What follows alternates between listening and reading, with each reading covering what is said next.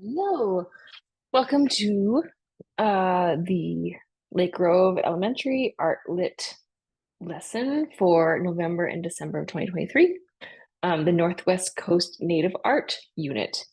Um, I'm Teresa, I'm one of the coordinators at Lake Grove, and I am presenting the 3rd to 5th grade presentation. The second grade is very, very similar, just a few maybe consolidated slides to help it move faster so you have more time for the art. But feel free to modify this to, as always, to suit your audience. If your students are getting restless, blaze through it. If they're getting a little bit unengaged, ask a lot of questions. Encourage you to do all of that as much as possible. So we're going to learn a lot about Northwest Coast Native art. I would also ask that we just level set a little bit here to make sure we're talking in terms of Native art, Indigenous peoples. We have made some efforts to remove the word Indian from this presentation, as has the district. So we would prefer to use those terms if possible. It's also a little tricky because some of these tribes still exist in these areas, and some of them but have changed a lot over the years. So there's sometimes past tense, present tense. It's a little bit mixed. Do what feels right for you, and if there's anybody who feels they need to have some feedback on this, feel free to send me that, and we can try to get that out to volunteers, because I know it's a little bit different to not talk about a specific artist, but to talk about a group that is contributing to a whole culture. And it's very tied to spirituality and a way of life. So with that, we'll get started with Northwest Coast Native art. Native art in this sense is stretching from southern Alaska to Columbia River. So a good question to start with is just who knows where the Northwest Coast is? Hopefully, especially the older students know this, but if you move to the next slide, the coast is the land that borders the ocean. That's what coast means. And Northwest is the upper left side of our country, the United States, from Oregon down to up to Alaska. And that is what is considered the Northwest Coast Native art, the Northwest Coast tribal lands. There's all these other tribal groups across the North American area and even into the South American areas, and they're labeled here. But there's many indigenous peoples across the United States. We're going to focus our conversation on this upper left corner here. So the tribes in particular we're talking about here, there are 5 to 6 of them. I think it's only 5 on this slide, but my notes say there are 6. So I'll see if I can rectify that. But the Northwest Coast First Nations and Native American tribes lived and live in the southern part of Alaska to the northern border of Oregon. So a little bit above where we exist, but it is considered the territories all the way through all of Oregon. The tribes we're talking about are shown on the map. It looks like I'm missing Bella Coola. But here in parentheses is the way to pronounce these names. So Tlingit, Tsimshian, Haida, Kwakiutl, Kwakiutl, and Salish, and then the Bella Coola. And so you can kind of see there's a few others on the map we're not talking about here. The Chinook, familiar with the salmon name, and others. We're going to focus on art related to all of these tribes. But it's notable that there are many smaller or sub-family groups within each tribe, and each group really has its own distinct art style, and especially some of its own distinct animal and crest relationships, and we'll see that throughout. But there are some shared similarities, and that's what we're going to focus on in this lesson and in the hands-on project. So here are 4 generations of Tlingit First Nation. You can notice their highly decorated clothing. We always like to show a picture of the artist. In this case, the people themselves are the artists. A lot of people contribute to making the art that you see. And the art in this case is not just about a graphic design art, which is kind of what we'll end up creating. It's really about the entire all of these pieces of useful items. So you'll see blankets, you'll see decorations on boots and shoes and dresses, but also on 3-dimensional objects, obviously hats. There's a lot of apparel shown in this one, but there's also, we'll get into images of, boxes and weaving implements and things. And so it's all just a part of the culture creating this art. and decorating, adorning all of the useful items with the artwork, which is related to families and crests. Here's another photo of the Tlinkets more than 100 years ago in 1904. This was taken in Sitka, Alaska. You can see it's pretty similar, even though it's 100 years earlier. So this kind of speaks to the idea of a really long series of generations of being very carrying forward these traditions, basically. So you can see here, this one's in color, obviously. It really has a lot of vibrancy. Same idea, though, here with people dressed in this very specific outfits and garb, and that is that they're dressed for a ceremony called a potlatch. And the potlatch is a meaningful gathering that celebrates events and reaffirms family connections. It could be tied to births, deaths, funerals, political situations, all kinds of events are tied to a potlatch. They often involve a whole lot of the things that we're all familiar with: gift giving, singing, storytelling, speeches, jokes and games, telling stories, anything that you would run into with a whole family, extended family coming together. And attendees often traveled really long distances to come here. They were definitely, were and are definitely occasions for celebration and gathering. And a lot of ritual and ceremony, of course, as well. There's some specific things in there. We won't get into too much in this lesson, but it is important to note that these are significant events. They're more than family reunions. They're very much part of a culture. And artists for these events created masks and costumes, which include additional items that we'll see in this presentation: rattles and drums and whistles and staffs. You can see some people holding maybe some of those items, masks and things.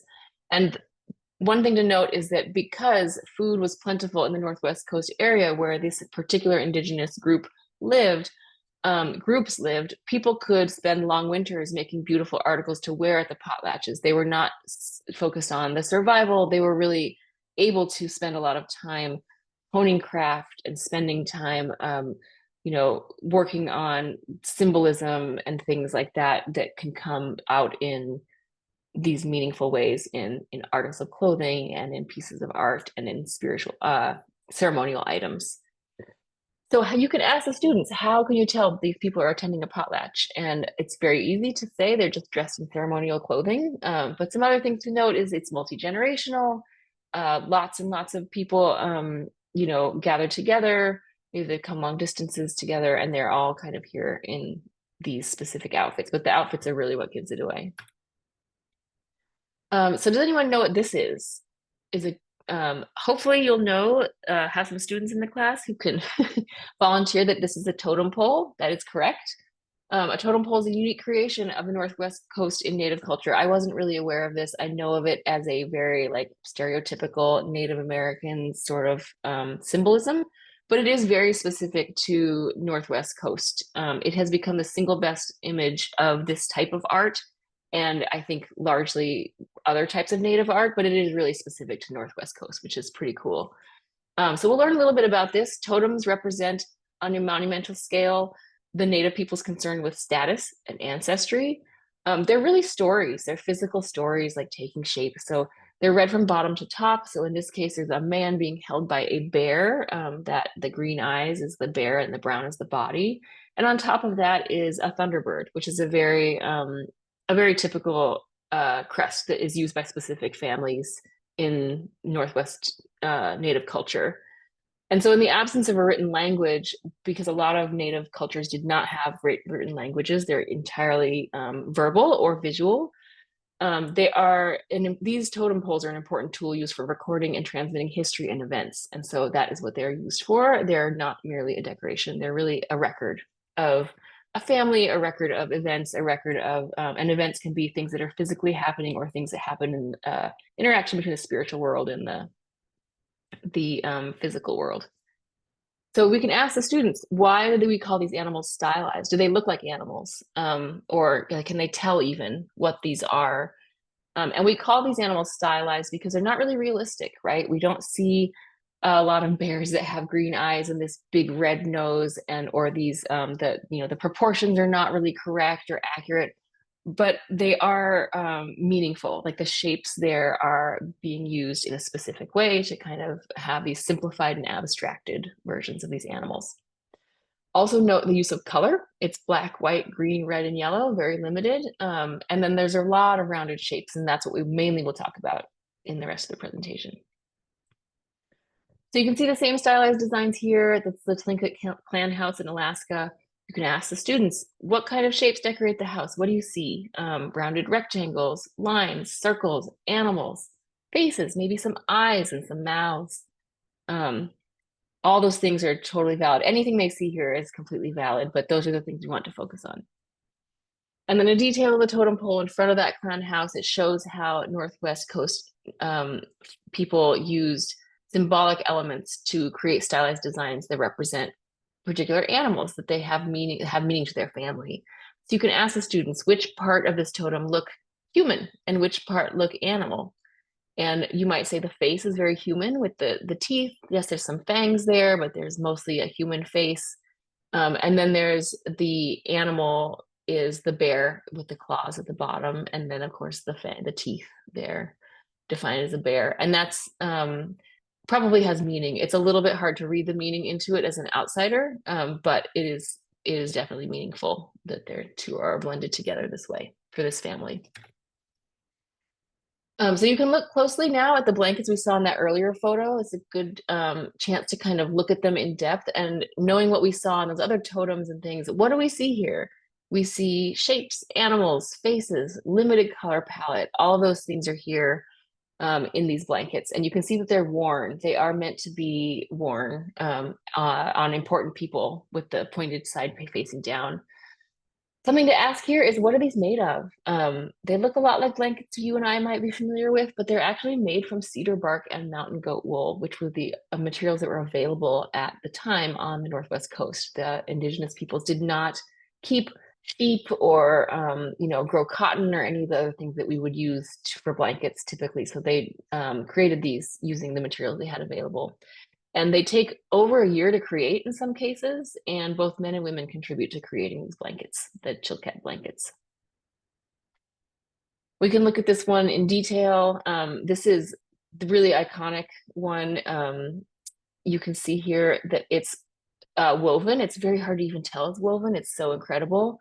But the rounded shapes, which are called ovoids, are really hard to weave, actually. If you think about weaving on a loom, it's usually you get squared off corners. So these rounded corners took a lot of effort. We won't go into detail because that's not the focus of this lesson, but weaving is very complex. It's one of the most complex weaving techniques in the world. And so a fun fact here, or sad, but it's on the upswing, is that in the 1990s, only about 6 people still practice true Chilkat weaving. But like several things, it's undergoing a revival. And so there's more people that are keeping this kind of tradition alive. If you click here again, you'll reveal a detail just to kind of get, it's a little fuzzy, but just wanted to get more detail on those shapes because that's the focus of the lesson, is the eyes, the big, bold, rounded outlines around things, the faces, and then you can kind of see they're very abstracted out, but those ones at the bottom are ravens. There are probably some other animals in here. It's okay though that they're abstracted out and you might not recognize them. That's not the point of recognition, is not the point. It's really just about symbolizing the ancestors that relate to this particular group of people. So this is very characteristic, and the use of form line is the important part here to focus on. Form line is the outlines, basically just the bold outlines. And the form lines create an outline around a shape, and then they create a negative white space in between. And this is important because when we create our hands-on project and when we're talking through what's characteristic of Northwest Coast Native art, that use of negative space is actually really important. It's either colored in white or it's left blank as wood. But the outline, the black outline, is really what's iconic about this kind of art. And then there is opportunity sometimes to add these fine lines that add thinner details inside lines that are used to add depth and a lot of detail. And various designs use them or they don't. We'll get into that. But we're going to bring up these shapes now and just kind of have you focus on where you can see these in the following graphics the following pictures we're going to show of art. You can probably recognize these, but if you look at the pieces we just looked at with the blanket, you'll see some of these coming up. The ovoid is the name of a circle that is kind of like a rectangle that's curved on the corners. A thing to note about form lines is they're typically really fat at the top and skinny at the bottom.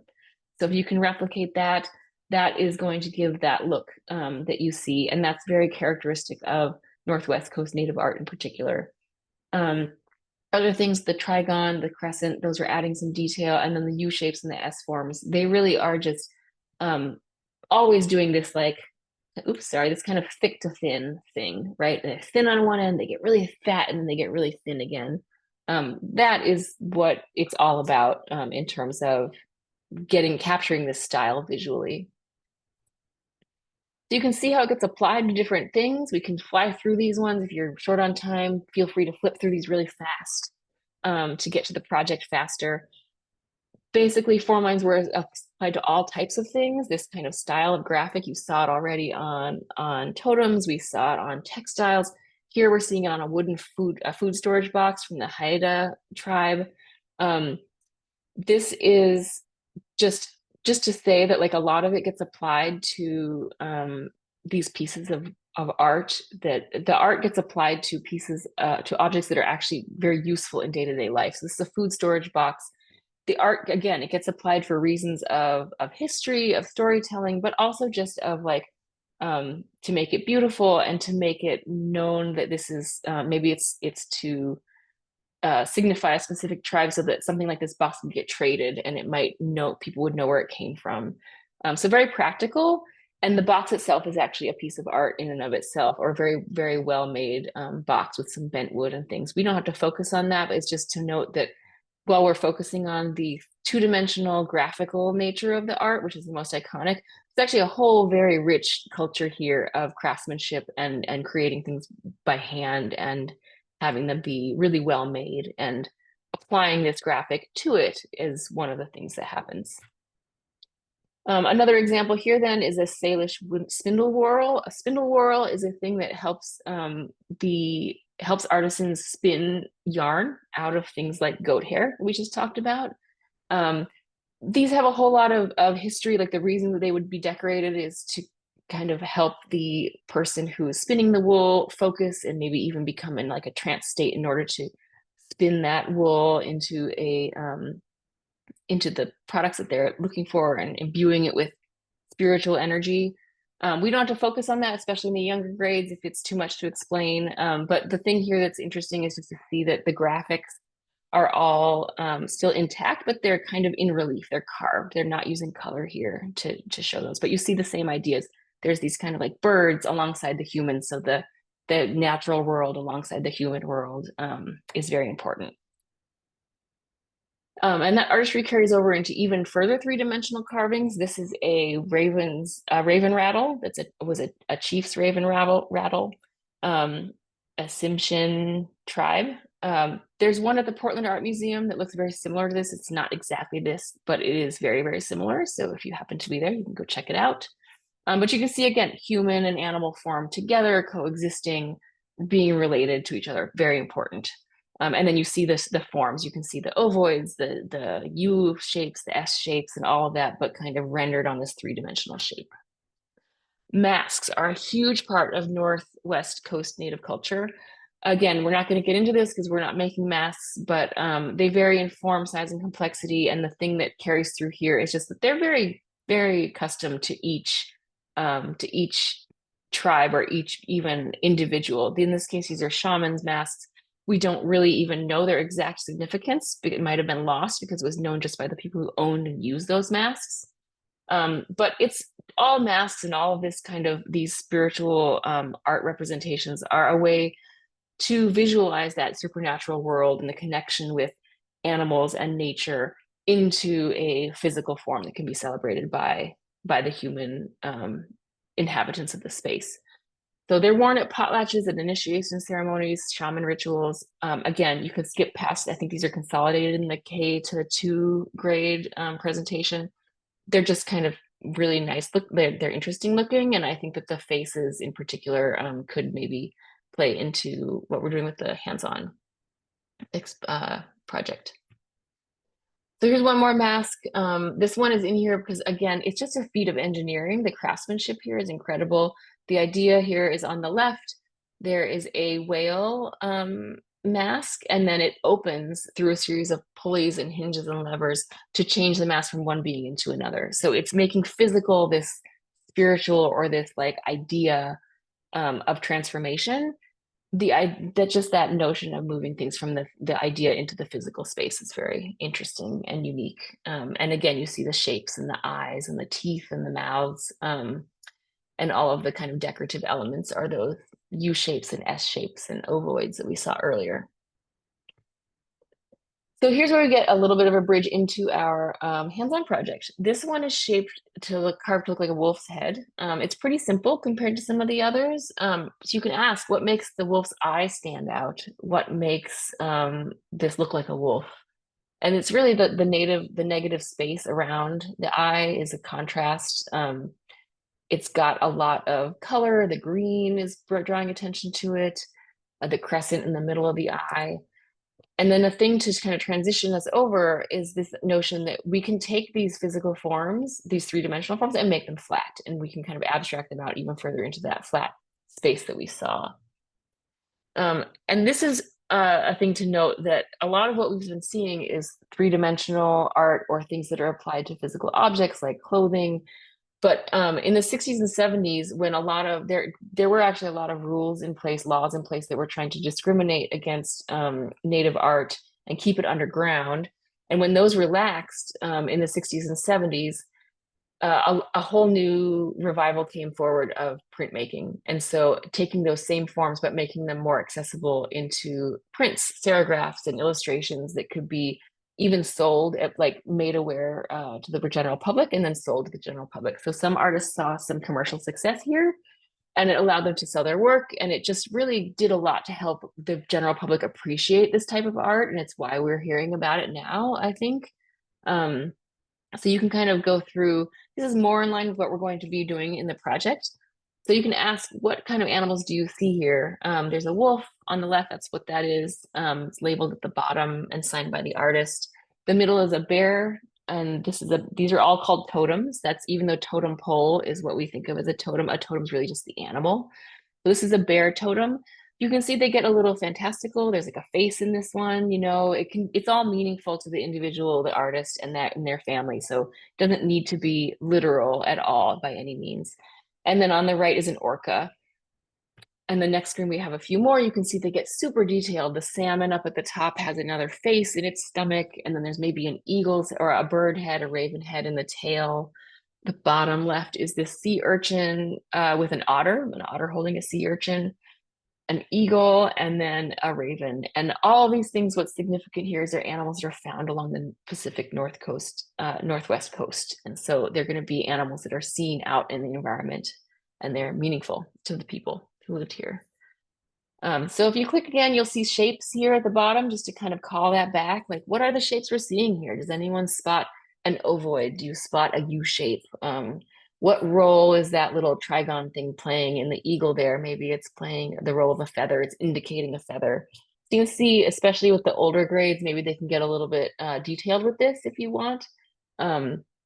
There's some tips when we get into the hands-on about how to make this work for the younger grades.